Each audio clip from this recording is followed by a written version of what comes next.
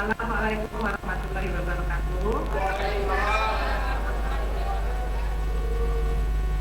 Pada Ibu Kepala Sekolah SDN Pakistima yang saya hormati, beserta teman-teman sejawat yang saya cintai. Alhamdulillah, puji syukur kehadirat Allah pada siang hari ini kita diberi kesehatan bisa berkumpul di ruangan ini dalam acara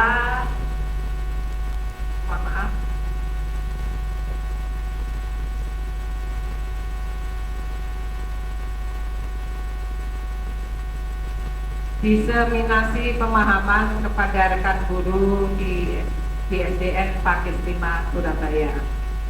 Nah, di udara yang panas ini Ibu, mari kita tingkatkan semangat kita dengan yel-yel sekolah kita ya. Ketika saya mengucapkan SDN Pakistima, yes, yes, is the best. Oke, yuk kita mulai. SDN Pakistima, yes, yes, is the best. Tepuk tangan. Terima kasih, luar biasa semangatnya ya. Baik, akan kita mulai.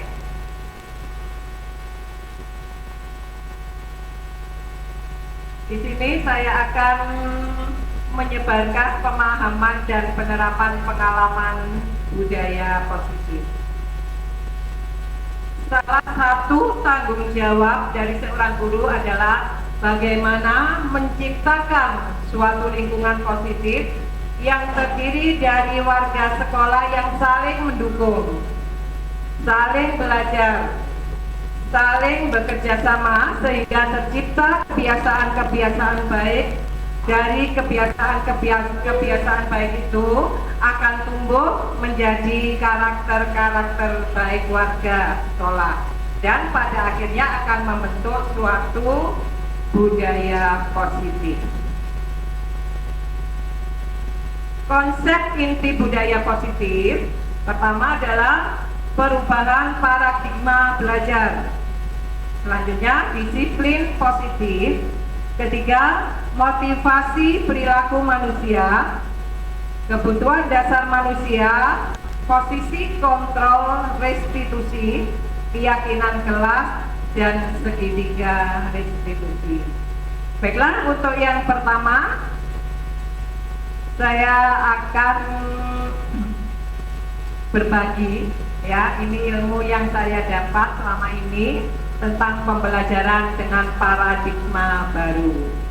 Pembelajaran dengan paradigma baru merupakan pembelajaran yang dirancang berdasarkan prinsip pembelajaran berdiferensiasi, sehingga para peserta didik belajar sesuai kebutuhannya berdasarkan tahap perkembangan sesuai teori psikologi modern untuk mewujudkan profil pelajar Pancasila.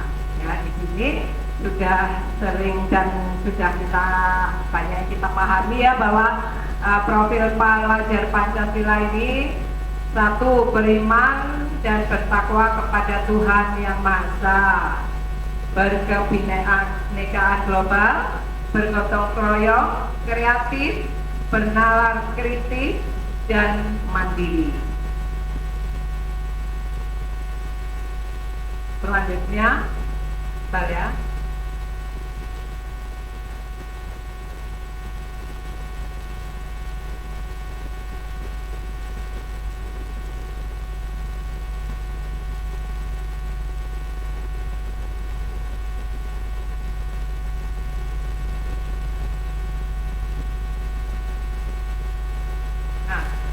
Bapak Ibu, biar nggak ngantuk, kita akan bermain sebentar ya.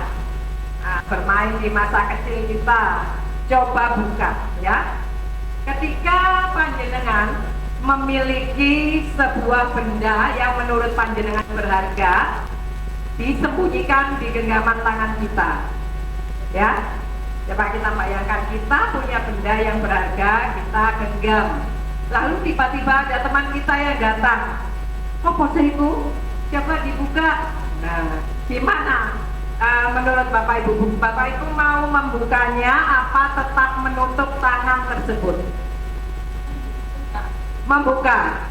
Oke. Ada yang menutup, ada yang membuka.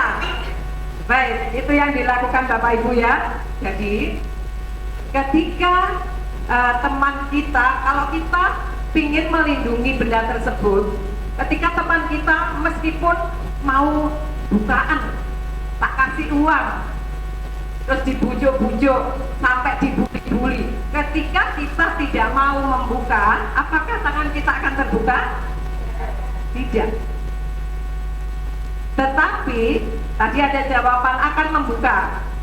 Nah, ketika teman yang datang tadi, oh Mas Ibu, aku pengen tahu. Nah, Bapak Ibu ada yang membuka. Siapa yang menyuruh?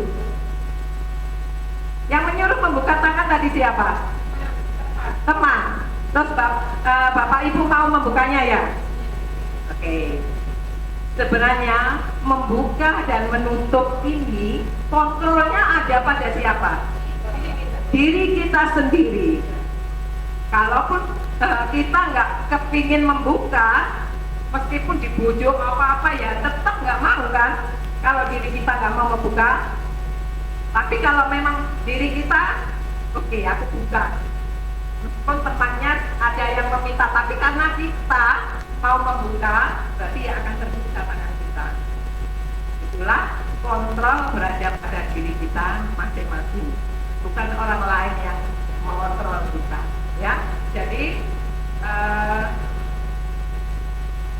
ini ada seorang psikiater dan pendidik, Dr. William Glasser, dalam kontrol teori yang dinamakan choice theory, meluruskan beberapa miskonsepsi tentang makna kontrol. Jadi selama ini kita percaya bahwa ilusi guru mengontrol murid.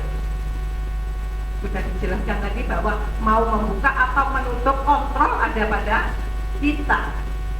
Ketika anak kita mengontrol murid, karena anak itu lagi memang mau dikontrol gitu aja, walaupun sebenarnya tidak mau.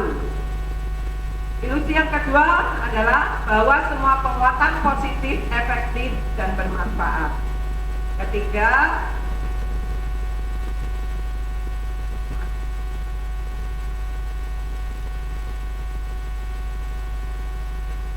Ketiga, ilusi bahwa kritik dan membuat orang merasa bersalah dapat menguatkan karakter. Selanjutnya, ilusi bahwa orang dewasa memiliki hak untuk memaksa. Nah, dari miskonsepsi ini akan diluruskan bagaimana kita mengubah kekeliruan tadi ya. Bila kita ingin membuat kemajuan perlahan, sedikit-sedikit ubahlah sikap atau perilaku Anda. Namun, bila kita ingin memperbaiki cara-cara utama kita, maka kita perlu mengubah kerangka acuan kita. Ubahlah bagaimana Anda melihat dunia, bagaimana Anda berpikir tentang manusia. Ubahlah paradigma Anda, skema pemahaman dan penjelasan aspek-aspek tertentu tentang realitas. Nah, di sini contoh dari mengubah paradigma stimulus respon menjadi pendekatan teori kontrol. Stimulus respon, realitas kebutuhan kita sama, padahal realitasnya kebutuhan kita berbeda. Yang kedua, semua orang melihat hal yang sama. Pada teori kontrol, setiap orang memiliki gambaran yang berbeda. Kita mencoba mengubah orang lain berpandangan sama dengan kita.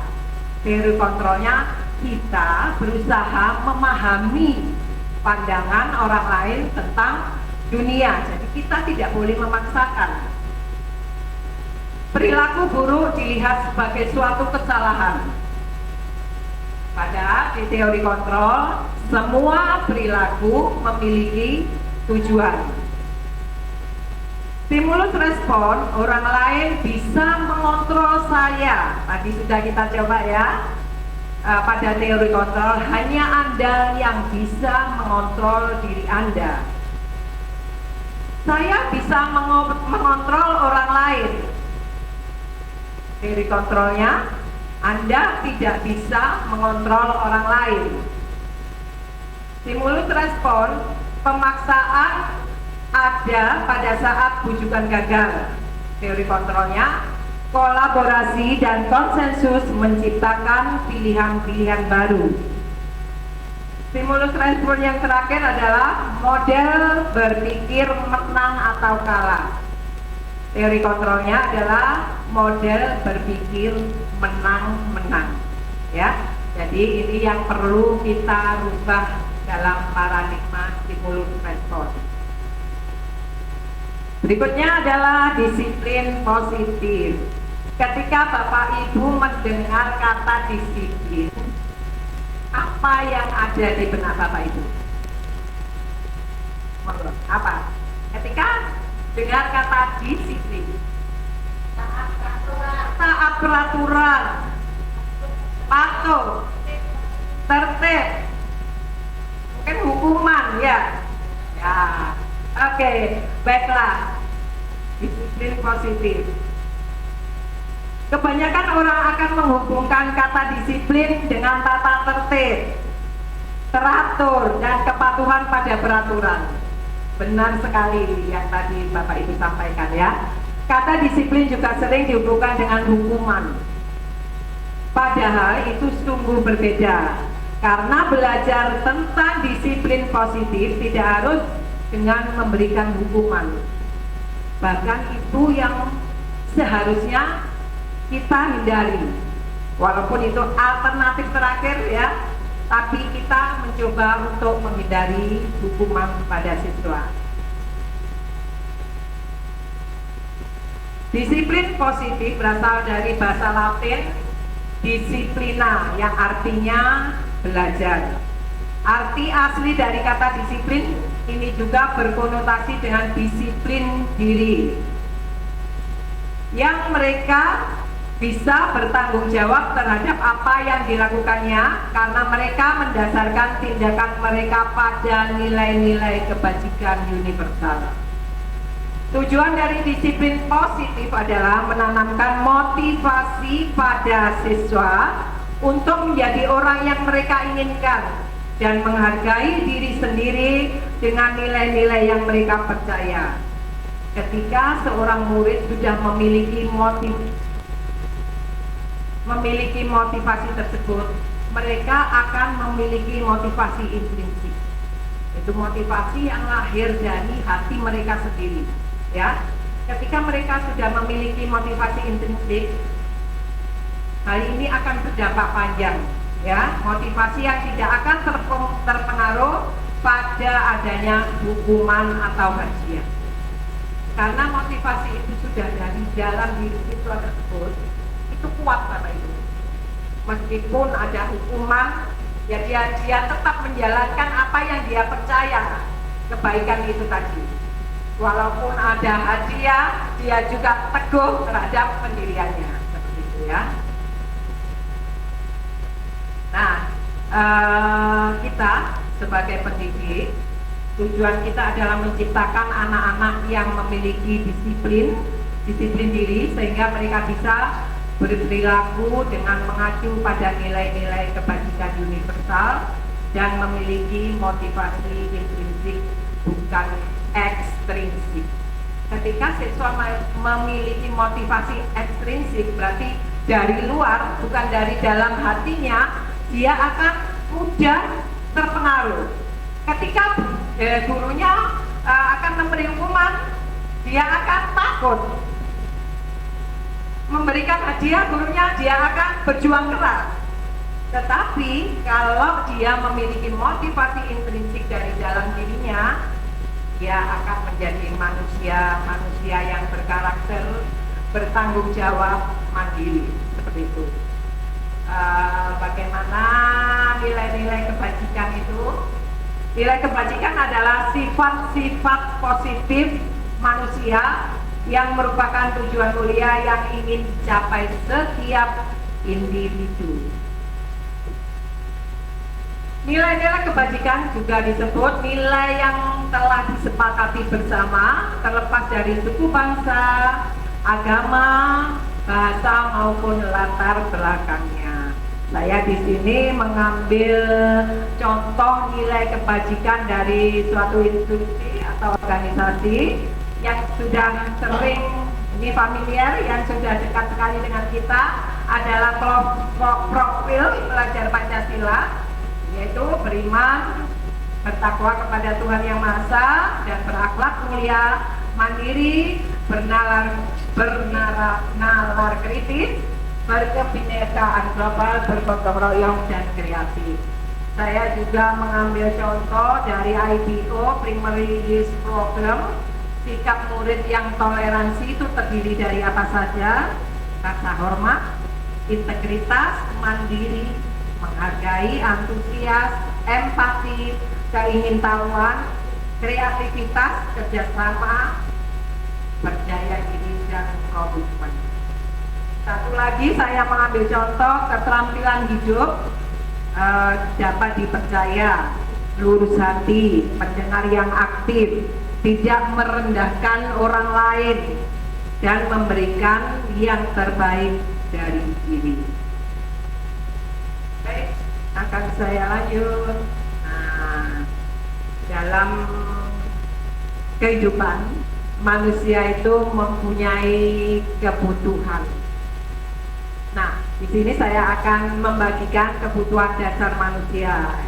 Kebutuhan dasar manusia adalah segala sesuatu yang kita lakukan untuk mendapatkan apa yang kita inginkan. Seluruh tindakan yang kita lakukan memiliki tujuan. Panjenengan ketika melakukan sesuatu pasti ada tujuannya, ya kan? Nah, dan semua usaha terbaik yang kita lakukan dalam rangka agar kebutuhan dasar kita terpenuhi. Kita berusaha melakukan sesuatu pasti ada tujuan, dan usaha tadi dalam rangka memenuhi kebutuhan dasar manusia. 5 kebutuhan dasar manusia bertahan hidup. Kita bertahan hidup sehingga harus mencukupi makanan, pakaian, dan tempat tinggal. Yang kedua adalah kasih, sayang, dan diterima. Rasa diterima, dipedulikan, kerjasama dalam kelompok. Yang ketiga adalah penguasaan. Contohnya harga diri, memimpin, berprestasi. Keempat adalah kesenangan. Contohnya mandiri, memilih, mencoba hal baru. Yang kelima adalah kebebasan. Contohnya kita bisa memilih sesuai dengan keinginan kita, sesuai dengan kebutuhan kita. Nah, Bapak Ibu, di sini ada bertahan hidup, sudah panjenengan lakukan? Sudah ya? Iya, makan. Oke, kasih sayang dan diterima. Sudah, ya. Kita berada di lingkungan sekolah saja ya, yang terdekat dengan kita. Kita ketika tidak dipedulikan dengan teman, tidak diterima, gimana rasanya? Makan ya, gak enak rasanya ya. Ada yang ada sedikit yang kurang gitu ya Pak ya. Iya. Terus penguasaan ya, tergantung pribadi. Ya, tapi ini termasuk kebutuhan dasar manusia itu ya. Yang ketiga adalah penguasaan, power. Kita memiliki harga diri, memimpin, berprestasi. Setiap orang juga ingin memiliki prestasi. Ya, Pak tidak?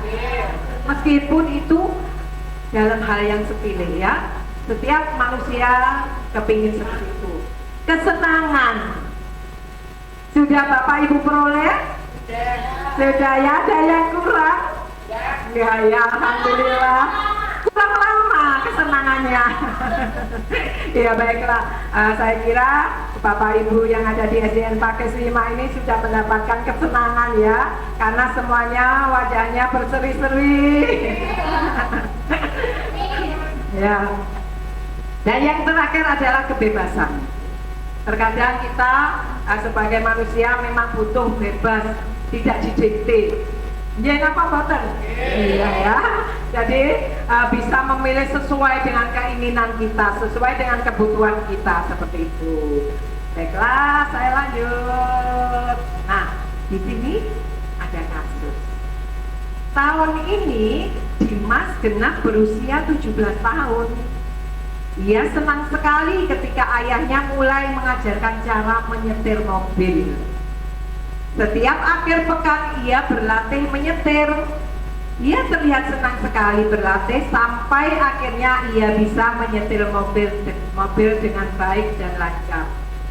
Ketika ibunya bertanya pada Dimas, apa yang membuat dia ingin bisa menyetir mobil?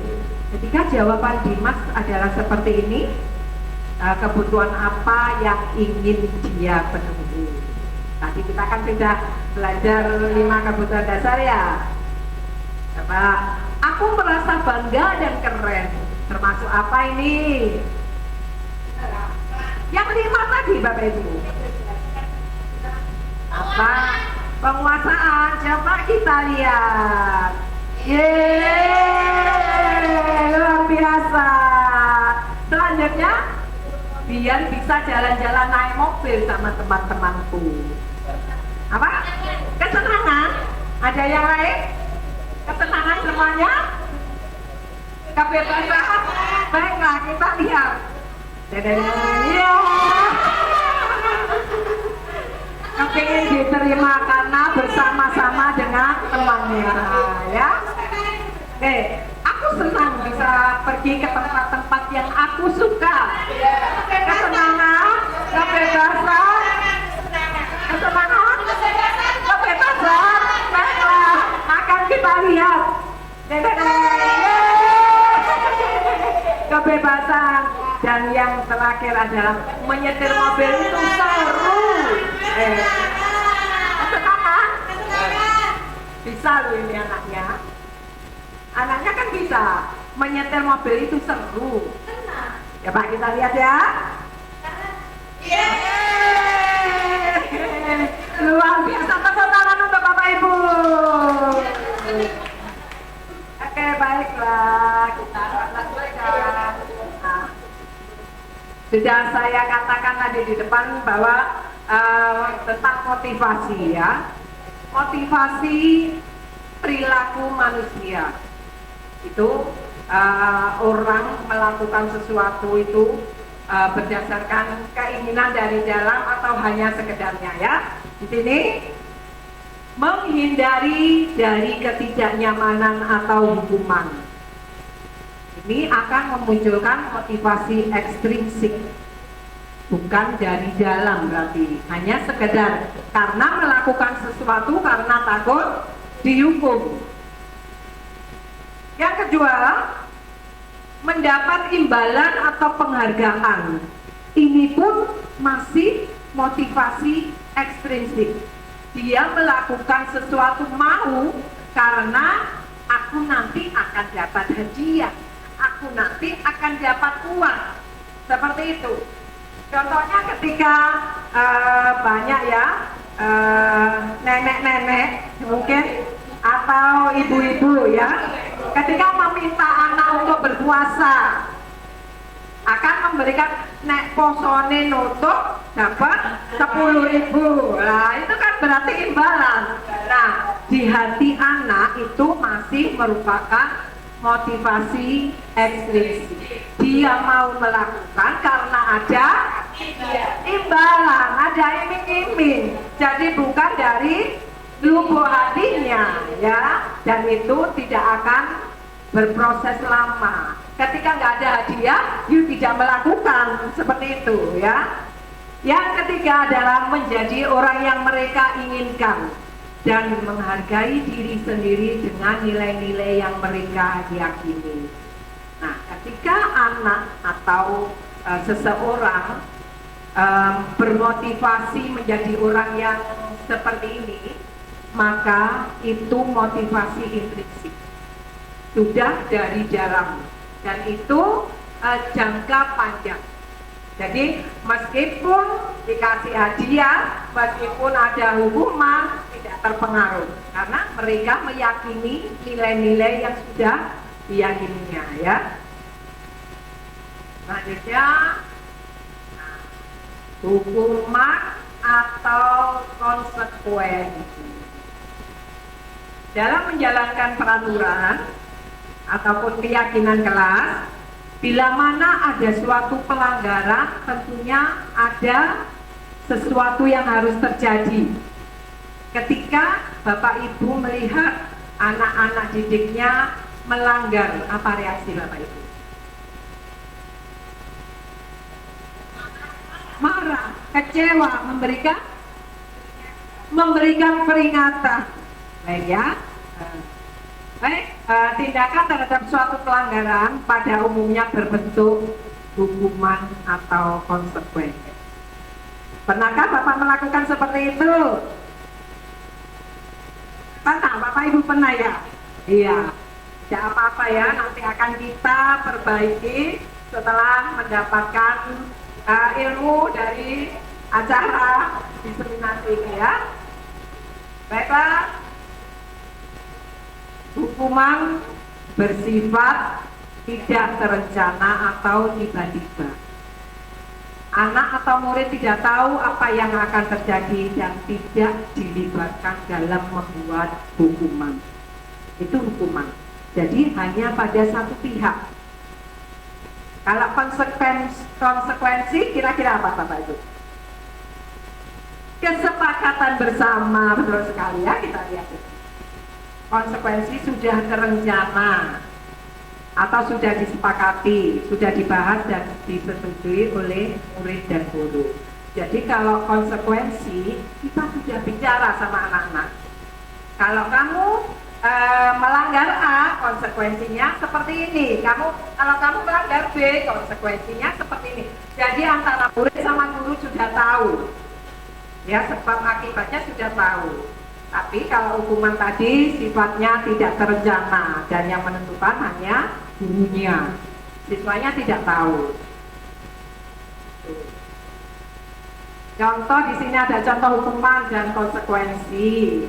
Tindakan guru mencatat 100 kali di dalam buku kalimat "Saya tidak akan terlambat lagi karena terlambat ke sekolah". Kira-kira ini merupakan hukuman atau konsekuensi? Hukuman. Kita lihat. Yeay, tepuk tangan. Selanjutnya, lari mengelilingi lapangan basket 2 kali karena terlambat hadir di sekolah. Hukuman atau konsekuensi? Konsekuensi? Iya. Hukuman. Membersihkan coretan yang dibuat di meja tulis, berarti anak-anak coretan. Konsekuensi?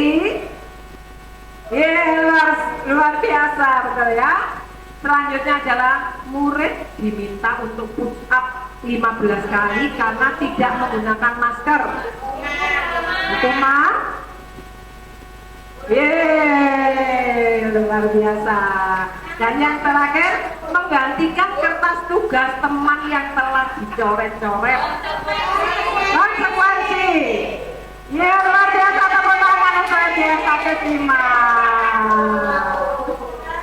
Ya, enggak ngantuk ya. Enggak ngantuk kan Bu? Bapak enggak ya, terima kasih. Selanjutnya adalah kita masuk di posisi kontrol sebagai guru, ya. Ada 5 posisi kontrol guru sebagai penghukum. Yang kedua, pembuat merasa bersalah. Yang ketiga, sebagai teman. Yang keempat, sebagai pemantau. Dan yang terakhir, sebagai manajer. Nah, dari 5 posisi kontrol guru ini, kira-kira Bapak Ibu ada di bagian mana? Teman. Ada yang pemantau. Penghukum ada? Gak ada yang alhamdulillah luar biasa Pak Keslima ini ya. Gak ada yang Oke, Bapak Ibu ada yang menjadi teman maupun pemantau. Belum sampai ada yang di sini ya, Bu?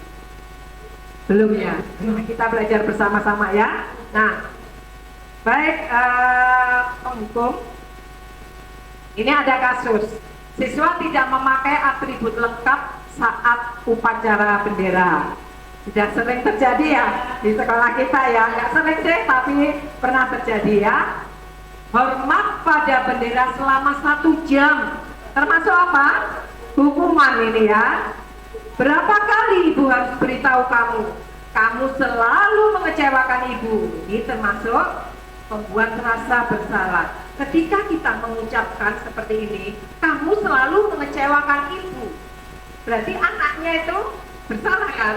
Nah, sama gurunya kecewa ya. Itu namanya posisi membuat rasa bersalah, membuat anak merasa bersalah karena kita mengeluarkan kata-kata seperti itu lagi.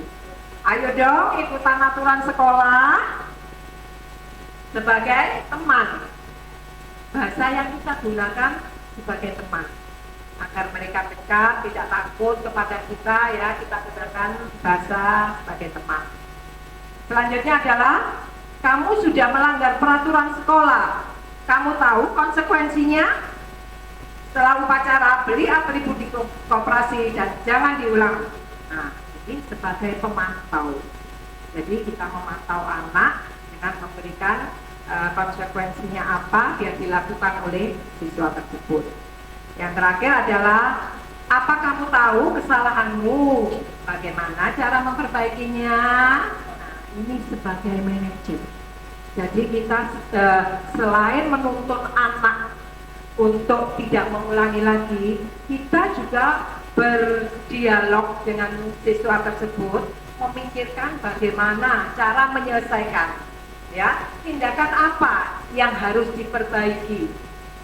Tindakan apa yang harus dilakukan sesuai yang bersalah tadi? Ya, ini sebagai posisi manajer. Nah, sekarang kita bermain lagi biar tidak ngantuk. Posisi kontrol. Apakah aku? Saya kecewa sekali dengan kamu. Termasuk apa Bapak Ibu? Membuat rasa bersalah. Yeay, luar biasa. Tepuk tangan. Selanjutnya adalah kamu tidak pernah benar melakukannya. Menghukum? Kita lihat. Menghukum, luar biasa, tepuk tangan. Apa rencanamu untuk menyelesaikan masalah ini? Manajer. Yeay, luar biasa, hebat. Kamu tidak mendapat nilai jika tidak mengerjakan tugas. Sebagai apa? Pemantau. Luar biasa. Yang terakhir, ayo lakukan demi ibunya. Sebagai teman, luar biasa pemahaman Bapak Ibu ya. Dengan waktu yang singkat sudah bisa menentukan, oh aku sebagai teman, sebagai penghukum. Luar biasa. Tepuk tangan untuk semuanya. Baik, selanjutnya kita masuk ke keyakinan kelas Bapak Ibu. Mengapa keyakinan kelas bukan peraturan kelas? Mungkin di antara Bapak Ibu ada yang sudah mengenal atau pernah dengar atau bahkan memahami tentang keyakinan kelas. Ada kata sepakat ya. Jadi keyakinan kelas dibuat secara bersama-sama. Ya baik. Nah ya ini ya. Mengapa kita memiliki peraturan tentang penggunaan helm pada saat mengendarai kendaraan roda 2 itu mengapa? Coba saya tanyakan sekarang, saya tanyakan kepada Bapak Ibu, mengapa kita harus menggunakan helm ketika naik motor di jalan raya? Untuk melindungi kepala, untuk keselamatan. Baik, kita simpan ya. Yang kedua, mengapa kita memiliki peraturan tentang penggunaan masker dan mencuci tangan setiap hari? Untuk kesehatan. Baik. Nah, luar biasa. Nah, nilai-nilai keselamatan dan kesehatan inilah yang kita sebut sebagai suatu keyakinan, yaitu nilai-nilai kebajikan universal yang telah disepakati. Keselamatan tadi, terus kesehatan. Tapi ketika kita naik sepeda motor pakai helm hanya karena takut ketilang, nah berarti motivasi dari dalam atau intrinsik atau ekstrinsik? Ekstrinsik, ya. Takutnya hanya karena ditilang. Padahal sebenarnya helm adalah untuk keselamatan kita, ya. Kita lanjutkan dalam pembentukan keyakinan. Di sini ada contoh ketika saya membuat keyakinan kelas bersama siswa-siswa saya, ya. Jadi sifatnya abstrak, berupa pernyataan universal, dibuat dalam pernyataan positif, sedikit saja agar mudah diingat. Jadi nggak usah banyak-banyak, Bu, 5 saja banyak, disiplin, kesehatan, nah itu ya, sehingga anak-anak mudah mengingat dan melaksanakannya. Nah, selanjutnya disesuaikan dengan kondisi sekolah atau kelas. Selanjutnya, semua warga sekolah atau kelas dilibatkan dalam membuat.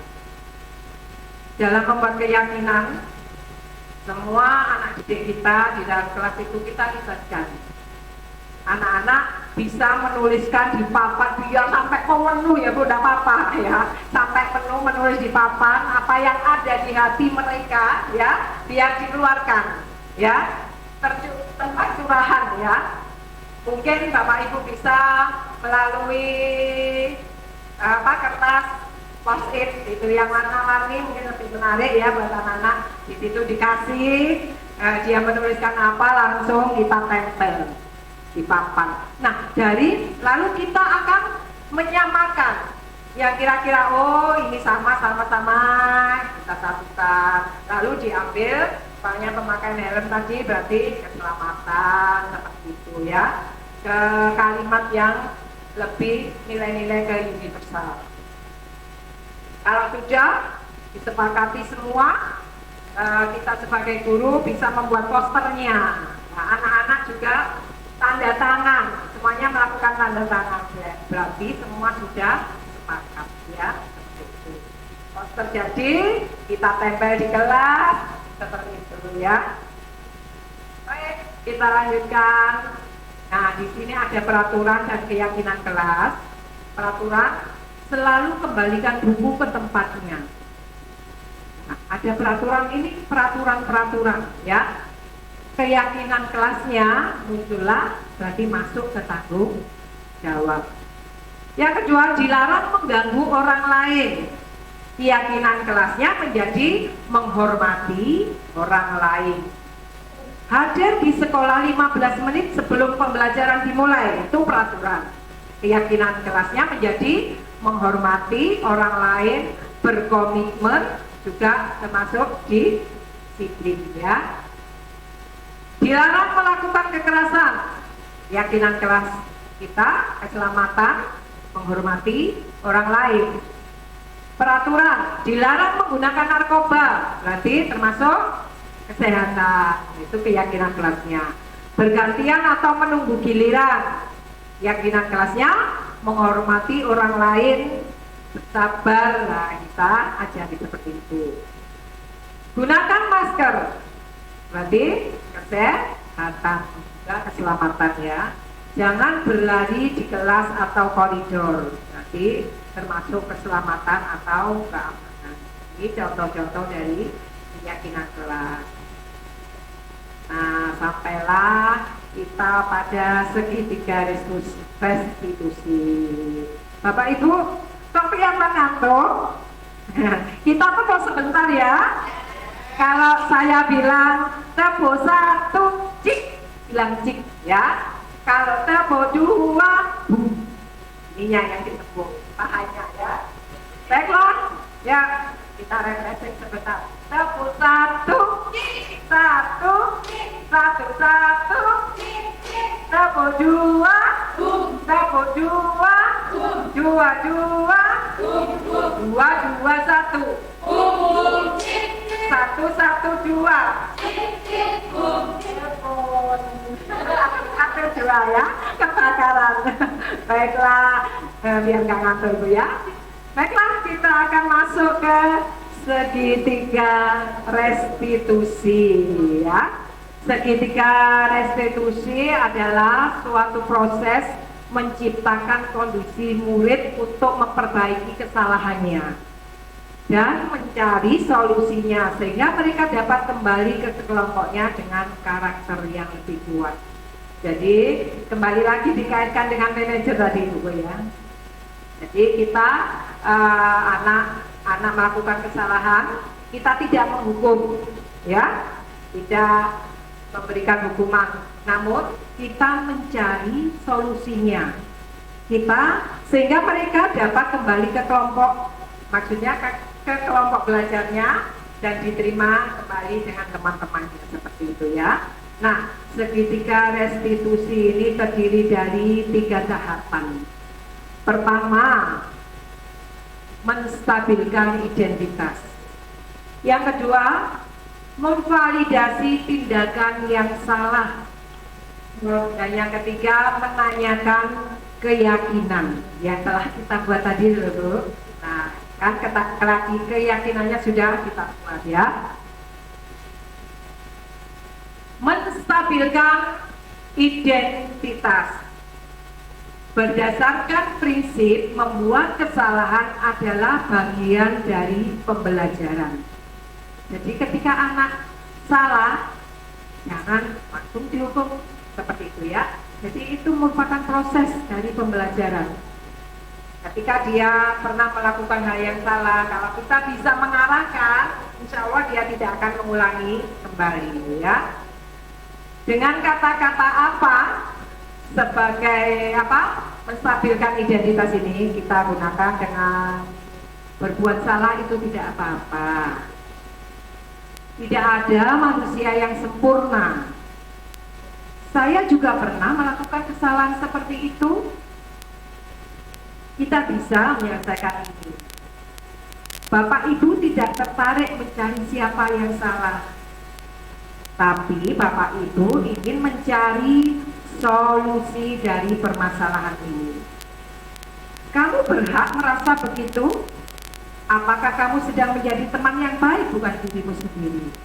Itu kata-kata atau pertanyaan-pertanyaan yang kita berikan kepada siswa untuk menstabilkan identitas. Jadi anak yang salah itu perlu nggak langsung ya, tapi kita bisa dari identitas yang sama tadi. Anak melakukan kesalahan, dia tidak tertulis di sebagai siswa, sebagai manusia itu stabilitas dengan siapa ucapan kita ya.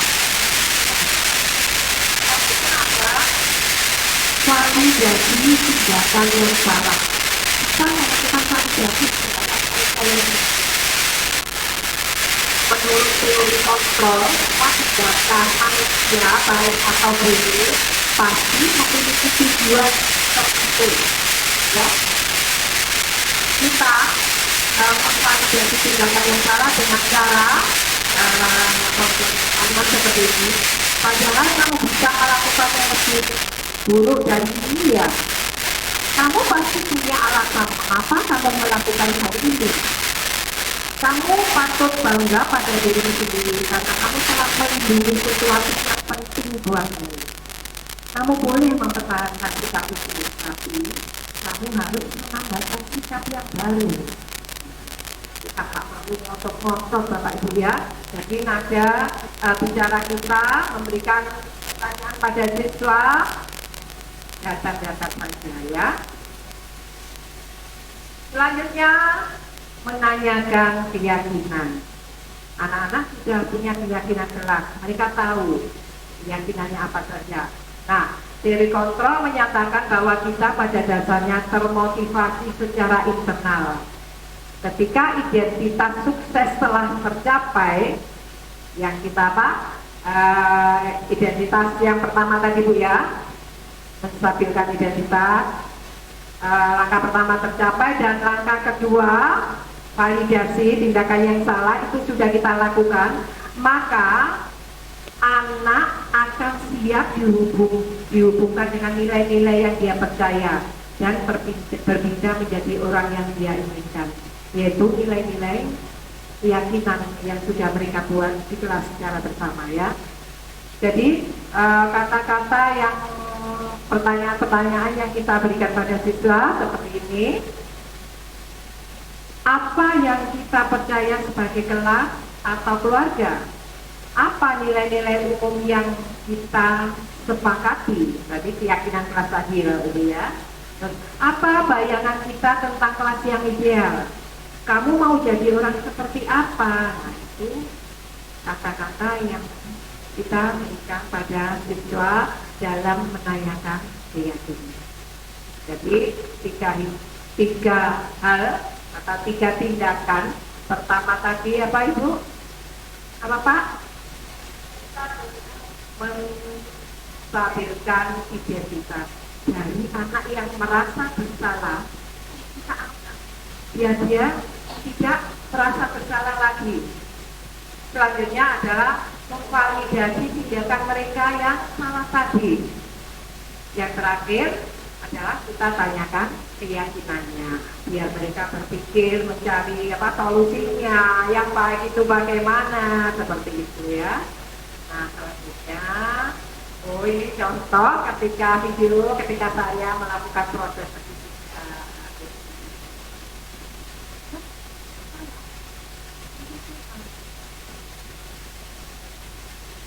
saksikan sebentar Bapak Ibu ya.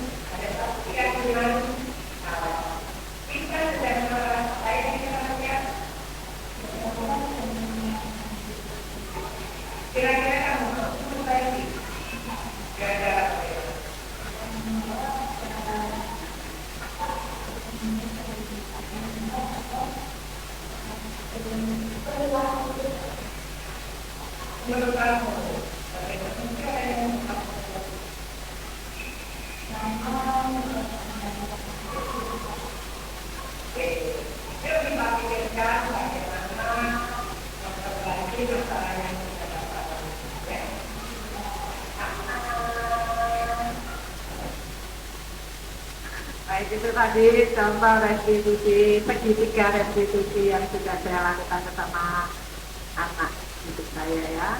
Mungkin Bapak Ibu nanti bisa melakukan seperti itu sehingga kita mampu mewujudkan karakter-karakter yang baik, mandiri, yang bisa menjadi bertanggung jawab.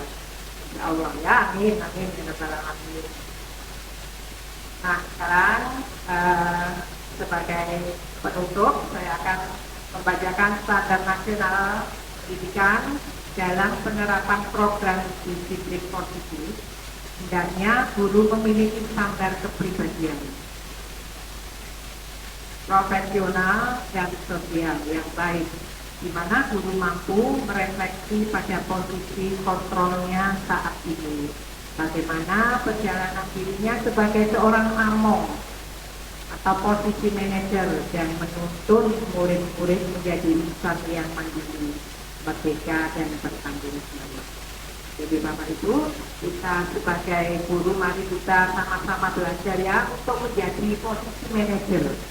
Kita wujudkan di sekolah SDN Paket 5 ini budaya-budaya positif yang akan dilaksanakan oleh seluruh warga yang ada di SDN Paket 5 ini, sehingga mampu mewujudkan budaya-budaya positif tersebut.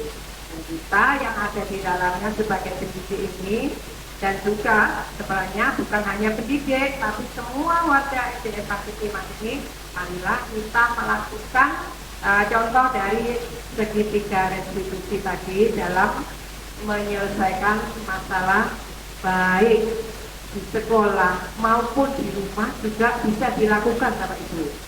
Kita mencoba, nggak usah ngotot-ngotot ya, nanti kita capek sendiri, tapi kita coba terapkan segitiga restitusi tadi. Oke, demikian Bapak Ibu. Mungkin ada yang ingin ditanyakan? Ada yang ingin ditanyakan Bapak Ibu? Sudah saya? Sudah jelas? Sudah, baiklah. Kalau tidak, ya?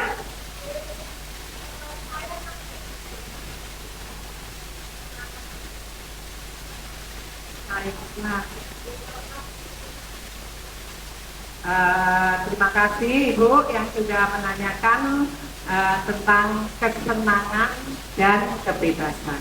Kalau kesenangan itu anak-anak memilih sesuatu yang membuat dia senang, ya. Kalau kebebasan dia sudah ditentukan, tetapi dia bebas untuk memilih hal mana yang sesuai dengan keinginannya. Itu kebebasan. Bagaimana Ibu Sunur?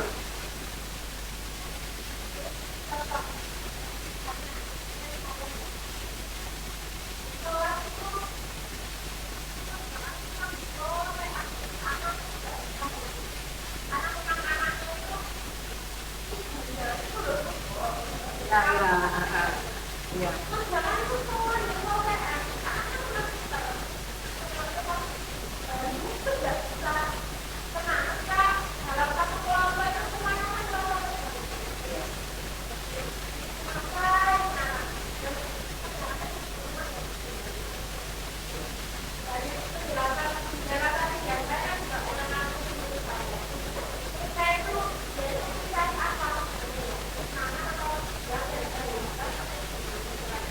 Baiklah, ya, bisa kita sharing ya Bapak Ibu ya, apa yang sudah ditanyakan Bu Ida tadi, kira-kira itu termasuk apa Bapak Ibu?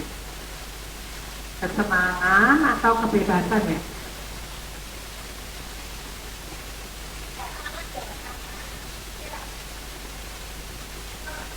Ya betul? Kesenangan.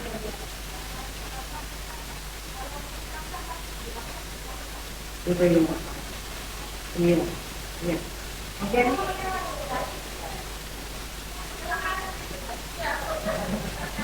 iya, mungkin ada pendapat lain Bapak Ibu. Tidak ada. Iya, baiklah. Tadi yang dilakukan seorang murid yang ketika seorang guru menjelaskan pembelajaran ya, dalam pembelajaran terus OTA tanpa rasanya enak gitu ya, menikmati ya dia. Iya, berarti itu masuk di Nah, ya, terima kasih Bu Nur yang sudah membantu menjawab. Ada lagi, ya? Ya, Bu Eno.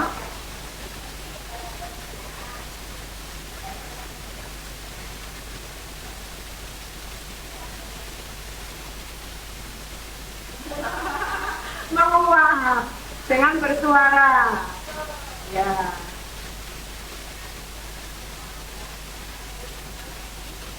Ya.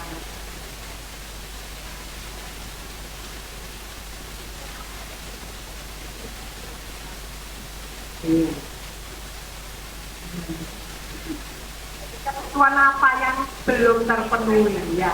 Coba Bapak Ibu kita sharing kembali ya.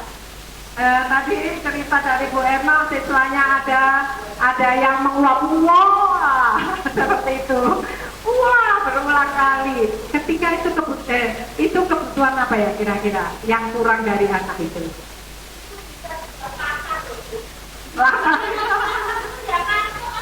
Itu ya.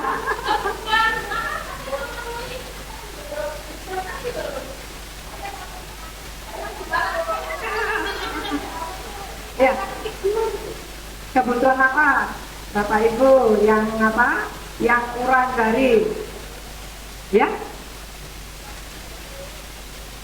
Kurang tidur.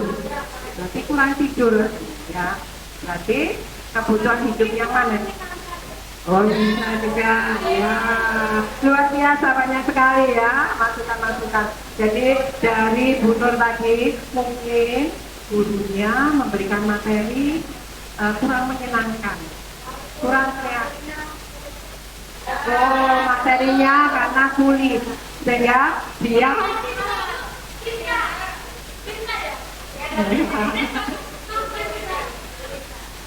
terus tadi Bu Yuyun juga menyampaikan berarti ngantuk anak itu Bu ya, nanti kebutuhan yang kurang dari anak tadi atau kebutuhan tidur dia merasa bosan ya, dia merasa bosan sehingga dia ingin kebebasan ya, dia kepingin bebas karena materinya mungkin sulit, aku ingin keluar dari materi ini.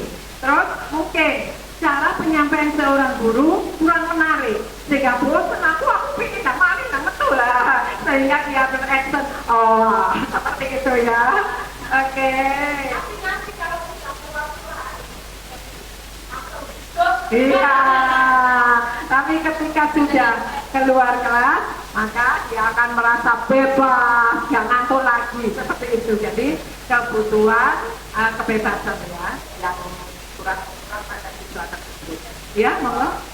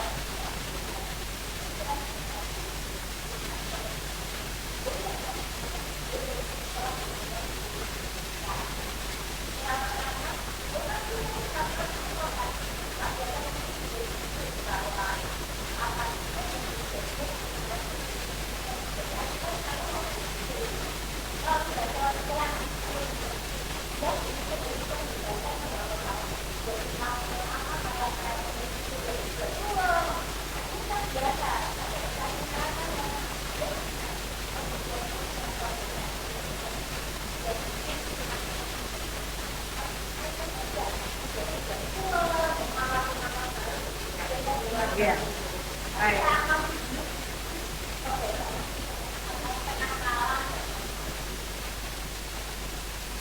Baik, terima kasih Tadi anak-anak yang masih kelas 1 ya, jadi dia kotean ketika pelajaran belum dimulai. Tapi bisa diarahkan sama guru di sini. Ketika pembelajaran tidak boleh kotean seperti itu boleh ya. Tapi setelah pembelajaran karena dia anak yang cerdas, ya dia cepat selesai, akhirnya bermain lagi, kotean lagi. Nah, kira-kira anak itu butuh apa ibu?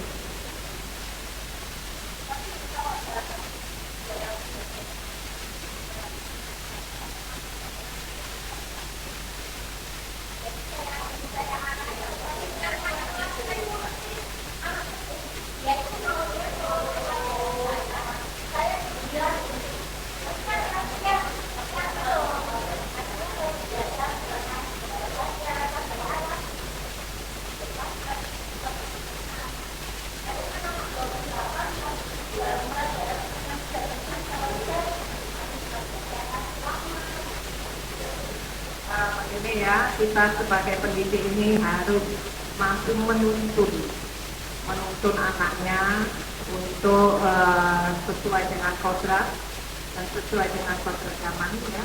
Kodratnya anak-anak kelas 1 itu masih anak-anak memang suka bermain ya.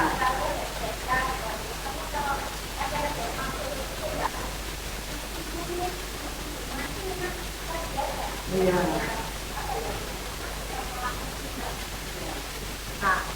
Nah, kita tadi kembali di awal tadi ya, pembelajaran paradigma yang berdiferensiasi gitu ya. Kita sebagai guru memang harus mampu melihat karakter siswa ya bagaimana, dan kita harus berikan yang sesuai dengan kebutuhannya seperti itu ya. Ya, terima kasih Bu Sulis. Semoga presentasi hari ini bermanfaat bagi kita semua, dan khususnya SDN Paket 5 guru-gurunya hebat, bisa menjadi pendidik yang luar biasa. Tepuk tangan. Terima kasih. Nanti ya teleponnya. Terima kasih atas kehadirannya.